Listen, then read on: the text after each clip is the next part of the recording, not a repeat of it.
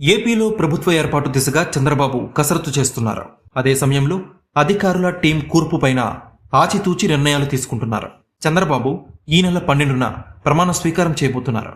ఈ సమయంలోనే జగన్ ప్రభుత్వంలో కీలకంగా వ్యవహరించిన అధికారుల్ని పక్కన పెట్టాలని భావిస్తున్నారు. తాజాగా చంద్రబాబుని సిఎస్ జవహర్ రెడ్డి కలిశారు. అయితే ఆయనకి కొత్త ప్రభుత్వ వర్గాల నుంచి అందిన సంకేతాలతో షాక్ అయ్యారు. ప్రభుత్వ ప్రధాన కార్యదర్శి హోదాలో జవహర్ రెడ్డి టీడీపీ అధినేత చంద్రబాబుని ఆయన నివాసంలో కలిశారు. ఆయన కలిసిన సమయంలో చంద్రబాబు ముభావంగా ఉన్నట్టు సమాచారం. డీజీపీ హరీష్ కుమార్ గుప్తా, జవహర్ రెడ్డి మరికొందరు అధికారులు చంద్రబాబు నివాసానికి వెళ్లారు. చంద్రబాబు మొదట డీజీపీని పిలిపించి కొద్దిసేపు మాట్లాడారు. ఆయన వెళ్లిపోయిన తర్వాత జవహర్ రెడ్డి సహా ఐఏఎస్ అధికారులు అందరినీ ఒకేసారి తన గదిలోకి పిలిపించారు. జవహర్ రెడ్డి పుష్పగుచ్చం ఇచ్చే సమయంలో చంద్రబాబు ఎలాంటి ప్రతిస్పందన వ్యక్తం చేయకుండా ముభావంగా ఉన్నారు. ఈ సమయంలోనే కొన్ని విషయాలు వివరించాల్సి ఉందని జవహర్ రెడ్డి చెప్పక ఇప్పుడేమీ అవసరం లేదని చంద్రబాబు బదులిచ్చారు.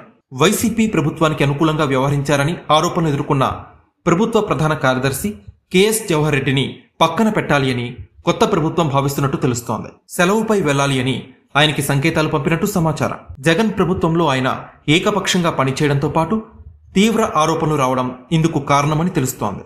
ఎన్నికల సమయంలో ప్రధాన కార్యదర్శిగా జవహర్ రెడ్డి ఉండడాన్ని అప్పటి ప్రధాన ప్రతిపక్షం టీడీపీ వ్యతిరేకించింది. ఆయన్ని బదిలీ చేయాలని కోరుతూ ఎన్నికల కమిషన్కి విజ్ఞప్తులు పంపింది.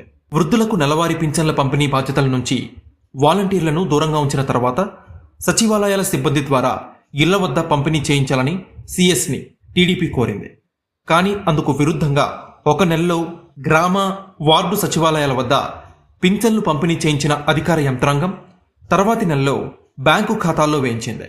ఇక విశాఖ చుట్టుపక్కల అసైన్మెంట్ భూముల్ని జవహర్ రెడ్డి కుమారుడు అక్రమంగా కొనుగోలు చేశారని జనసేన, టీడీపీ బహిరంగంగానే ఆరోపించాయి. ఈ నేపథ్యంలో ఆయన్ని ప్రధాన కార్యదర్శిగా కొనసాగించడం వాంఛనీయం కాదని టీడీపీ వర్గాలు భావిస్తున్నట్టు సమాచారం.